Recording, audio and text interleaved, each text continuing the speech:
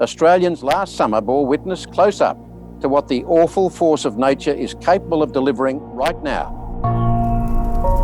This was a force beyond our reckoning, and that is what we're here to analyse tonight, the challenges and the actions needed now. We would not be having this summit if global political leaders had started listening to the science on climate change and acting on the advice of scientists 40, 30 or even 20 years ago. Welcome to the first event of this National Bushfire and Climate Summit. This panel is absolutely stacked with credibility and integrity.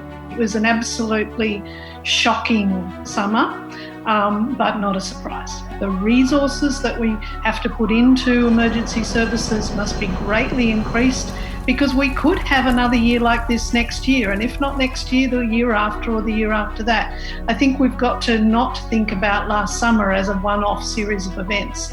It's a warning for the future. We've war-gamed multiple disasters, we've war-gamed disasters happening concurrently. But the disasters that occurred last summer were fundamentally different. And so while Defence has been able to have good traction within its own department in acting upon climate change, the ability to take that message out of Defence and become part of a broader national security deliberation has been limited. How limited? By and large, the last 10 years have been a barren field for government action on climate change. I know a lot of this country that's been burnt.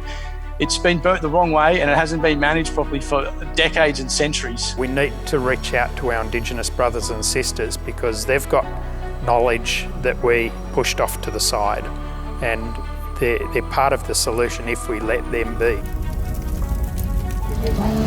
For the third year in a row, California is a tinderbox. We have a hard time letting our firefighters go to support our partners in Australia and other countries when we're still in these extended and protracted fire seasons. So it's definitely putting a strain or creating challenges on our ability to share resources across the globe. I suspect Australia, at the very least, is going to have to invest a lot more in its some of its own aircraft. We do have aircraft, obviously, but a lot of it goes around the world.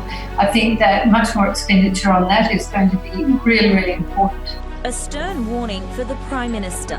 We're here because of the continuing bushfire crisis and also because of the leadership vacuum in Canberra. You look at Greg Mullins, the emergency leaders, I think they've been enormously powerful to come out with such credibility and say, this is happening, it's impacting us and we need to do far more. We need to see business leaders taking that leadership in the Australian community because it's just so absent at the federal level from the politicians. So thank you very much to our panellists, and thank you to you, the audience, for joining us tonight. And as Greg said, more to come.